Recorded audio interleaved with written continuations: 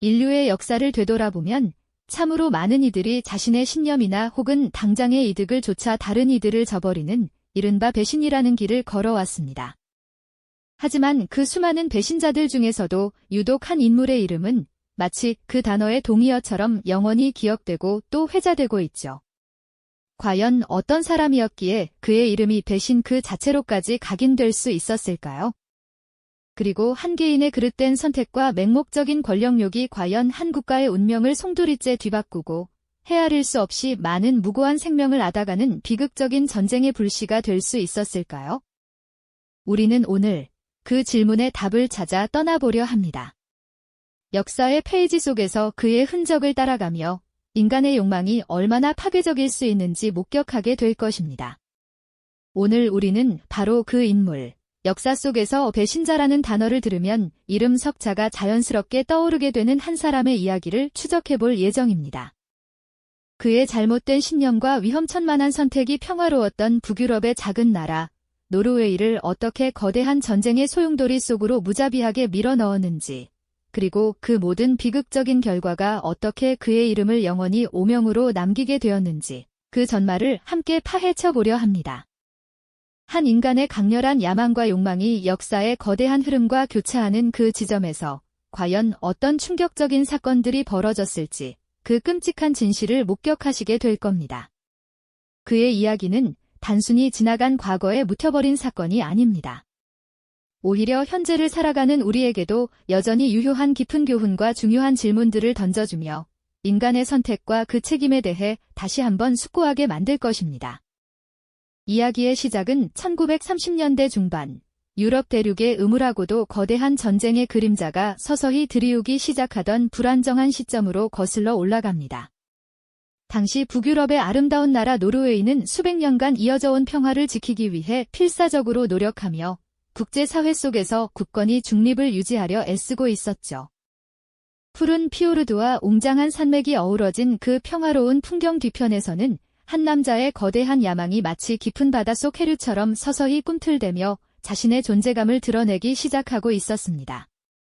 그의 이름은 바로 비드쿤 퀴슬링, 훗날 역사의 길이 남을 배신자의 이름으로 기억될 인물입니다. 그의 삶은 노르웨이의 운명과 뗄 수 없는 비극으로 얽히게 됩니다. 퀴슬링은 젊은 시절 군인으로서 매우 뛰어난 재능을 보였고 탁월한 지적 능력을 바탕으로 외교관으로도 활동하며 여러 나라에서 다양한 경험을 쌓았습니다. 겉으로 보기에는 유능하고 장래가 촉망받는 엘리트 인물이었죠. 하지만 그의 내면 깊은 곳에는 남다른 사상과 함께 당시 노르웨이의 현실 정치에 대한 강한 불만과 해소되지 않는 소외감이 뿌리 깊게 자리하고 있었습니다. 그는 기존의 민주주의 체제의 회의를 느꼈고 오직 자신의 급진적이고도 강력한 생각만이 이 혼란스러운 시기에 노르웨이를 올바른 길로 이끌 수 있다고 굳게 믿었습니다. 마치 자신이 시대의 흐름을 꿰뚫어보는 유일한 예언자라도 되는 것처럼 말입니다. 그의 오만함은 점차 독선으로 변해갔습니다. 그는 직접 소수정당을 창당하고 이끌며 대중 앞에서 자신의 주장을 열변을 토했습니다. 하지만 안타깝게도 그의 과격하고 때로는 이해하기 어려운 목소리는 당시 평화를 사랑하던 노르웨이 국민들의 마음을 단 한 번도 제대로 사로잡지 못했습니다. 번번이 선거에서 참패하고 대중의 지지를 얻지 못하며 정치적 좌절을 맛보면서 퀴슬링의 내면에는 권력을 향한 갈증이 마치 타오르는 불꽃처럼 더욱 깊어졌습니다.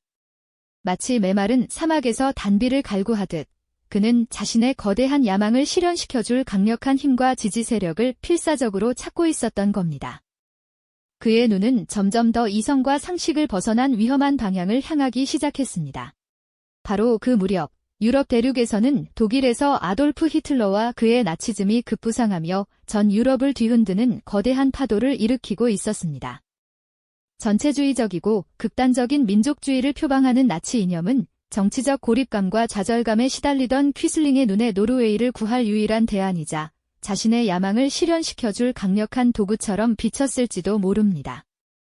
그는 자신의 서재에 틀어박혀 밤낮으로 나치 사상에 관한 서적들을 탐독하며 마치 한 줄기 빛을 발견한 사람처럼 깊이 고뇌하고 또 맹목적으로 경도되기 시작했습니다. 평화로운 노르웨이의 풍경과 극명하게 대비되는 유럽의 긴박한 정세 속에서 한 인물의 잘못된 신념과 비뚤어진 야망이 점점 더 파멸적인 방향으로 나아가고 있었던 거죠. 노르웨이의 아름다운 미래에 드리워진 어둡고 불길한 그림자는 바로 이 지점에서부터 서서히 시작되고 있었던 겁니다. 이제 그의 발걸음은 돌이킬 수 없는 강을 건너려 하고 있었습니다. 자신의 야망을 실현시켜줄 강력한 힘을 갈구하던 비드쿤 퀴슬링의 시선은 격동하는 유럽의 한가운데에서 점점 더 독일을 향하고 있었죠. 그는 나치 이념에 대한 맹목적인 경도와 함께 자신의 정치적 입지를 강화하고 노르웨이를 구원할 유일한 방법은 오직 독일과의 협력뿐이라는 위험한 확신에 사로잡히기 시작했습니다. 이 시기, 평화로운 중립국 노르웨이는 다가올 전쟁의 그림자를 애써 외면하고 있었지만 이미 유럽 대륙은 거대한 폭풍의 전야에 놓여 있었습니다. 영국과 프랑스는 독일에 맞서 전선을 구축했고 히틀러의 팽창주의적 야망은 점차 노골적으로 드러나고 있었죠. 이러한 긴박한 정세 속에서 퀴슬링은 은밀한 움직임을 시작했습니다. 때는 1939년 12월 제2차 세계대전 발발 직전의 아슬아슬한 시기였습니다. 퀴슬링은 베를린으로 향하는 기차에 몸을 실었습니다. 그의 발걸음은 마치 어둠 속에서 한 줄기 빛을 찾아 나서는 사람처럼 조심스럽지만 동시에 확신에 찬 듯 보였을 겁니다. 이곳 베를린에서 그는 독일 나치 고위층과의 비밀스러운 접촉을 시도했고 마침내 아돌프 히틀러를 직접 만나게 됩니다. 퀴슬링은 노르웨이가 가진 지정학적 중요성과 함께 자신이 노르웨이에서 친독일 정권을 수립할 수 있는 적임자임을 역설하며 독일의 지원을 요청했습니다. 그는 마치 노르웨이의 모든 것을 알고 있는 것처럼 자국의 국방정보는 물론 전략적 요충지에 대한 세세한 정보까지 서슴없이 독일 측에 흘렸습니다. 이는 명백한 배신 행위였죠. 히틀러는 퀴슬링의 제안에 귀를 기울였고 노르웨이 침공 계획에 퀴슬링을 적극적으로 활용할 가능성을 타진하기 시작했습니다. 그들의 밀담은 노르웨이의 운명을 뒤흔들 비극적인 서막이었습니다. 그리고 마침내 1940년 4월 9일 새벽, 북해의 새벽 공기를 가르며 독일군의 대규모 함대가 노르웨이 해안으로 진격해 들어왔습니다. 평화롭던 중립국 노르웨이는 단 한순간의 예고도 없이 전쟁의 소용돌이에 휘말리고 말았죠. 오슬로를 비롯한 주요 도시들은 독일군의 기습적인 공격 앞에 속수무책으로 무너져 내렸습니다. 함포 소리와 폭격음이 고요했던 노르웨이의 아침을 갈기갈기 찢어놓았고 혼란에 빠진 노르웨이 정부는 제대로 된 대응조차 하지 못한 채 우왕좌왕할 수밖에 없었습니다. 국왕과 정부는 피난길에 오르며 국가 전체가 미증유의 위기 앞에 놓였습니다. 국민들은 갑작스러운 침공에 망연자실했고 거리에는 피난민들이 넘쳐났습니다. 하지만 이 혼돈 속에서 더욱 충격적인 사건이 노르웨이 국민들을 경악하게 만들었습니다. 바로 그날 저녁 7시 30분 라디오 전파를 타고 한 남자의 목소리가 흘러나왔습니다. 그 목소리의 주인공은 다름 아닌 비드쿤 퀴슬링이었습니다. 그는 독일군의 침공이 한창 진행 중인 그 시점에 노르웨이 정부가 무능하다며 스스로 국가원 수임을 자처하고 새로운 정부를 구성했다고 선언했습니다. 라디오를 통해 울려 퍼진 그의 쿠데타 선언은 노르웨이 국민들에게 엄청난 충격과 배신감을 안겨주었습니다. 외부의 적이 침공해오는 와중에 내부에서 권력을 찬탈하려는 움직임이라니요. 이는 국가의 위기를 자신의 정치적 야망을 실현할 기회로 삼으려 한명백한 반역 행위였습니다. 국민들은 그를 향해 차오르는 분노와 함께 조국이 어디로 향하게 될지 모르는 깊은 불안감에 휩싸였습니다. 이제 노르웨이는 단순한 외세의 침략을 넘어 내부의 배신으로 인한 더욱 쓰라린 고통을 겪게 될 위기에 처한 것이었죠. 그의 이름 퀴슬링은 이때부터 이미 배신자의 대명사로 각인되기 시작했습니다. 라디오를 타고 울려 퍼진 비드쿤 퀴슬링의 충격적인 선언은 노르웨이 국민들을 배신감과 혼란의 소용돌이로 몰아넣었습니다. 그의 목소리는 단순한 쿠데타 선언을 넘어 조국을 짓밟은 외세에 맞서야 할 시점에 내부에서 칼을 겨눈 비수가 되어 날아들었죠.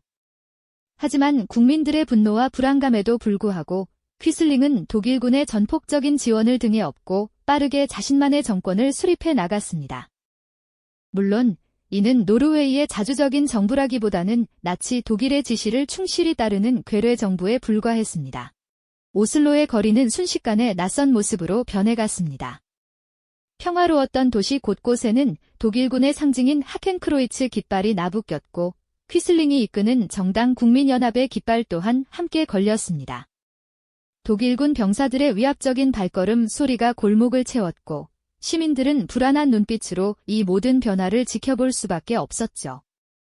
퀴슬링은 이제 명실상부한 권력의 중심에 서게 되었지만 그의 권력은 오직 독일군의 힘에서 비롯된 것이었기에 노르웨이 국민들에게는 깊은 절망감만 안겨줄 뿐이었습니다.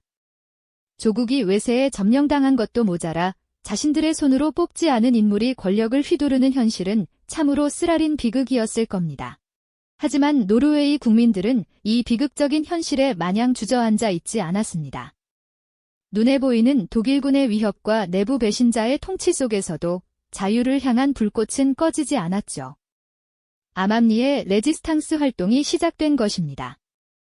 용기 있는 이들은 벽보를 붙여 독일군과 퀴슬링 정권에 저항하는 메시지를 전했고 비밀스러운 회합을 통해 정보를 교환하며 조직적인 저항을 준비했습니다.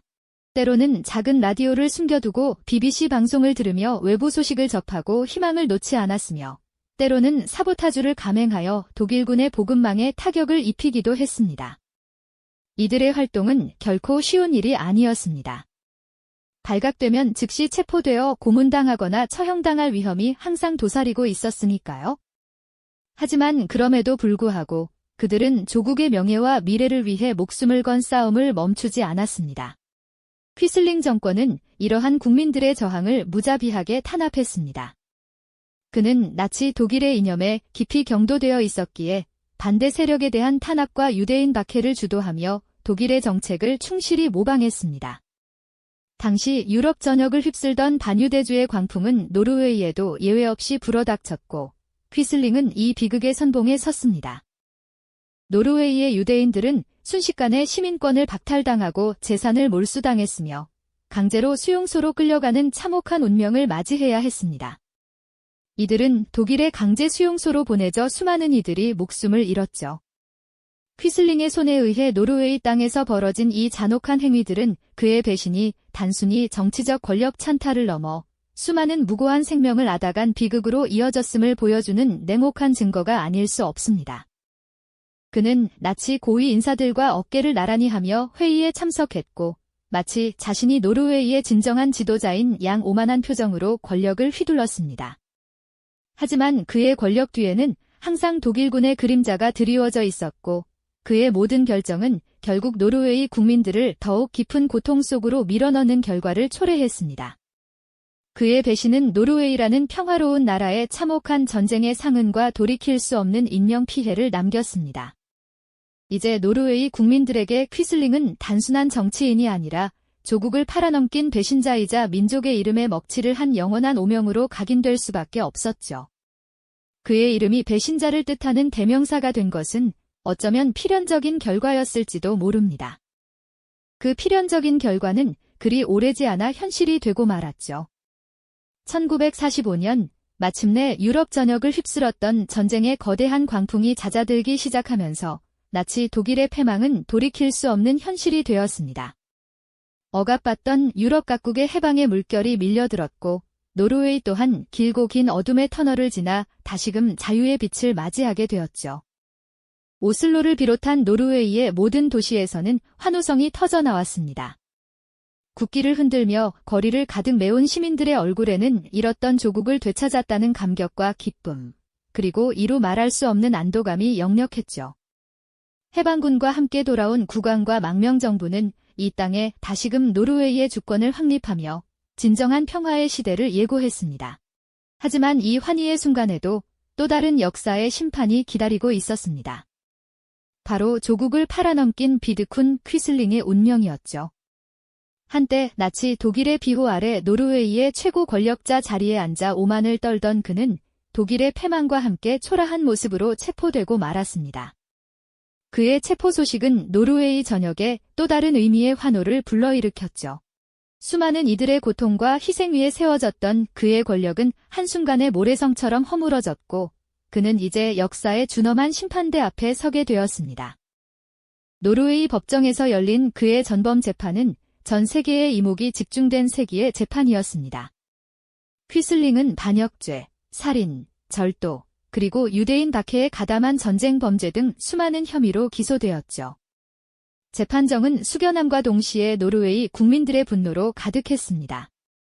수많은 증인들이 법정에 나와 퀴슬링 정권 아래에서 겪었던 참혹한 경험들을 증언했고, 그의 나치 부역 행위와 노르웨이 민족에 대한 배신이 낱낱이 밝혀졌습니다.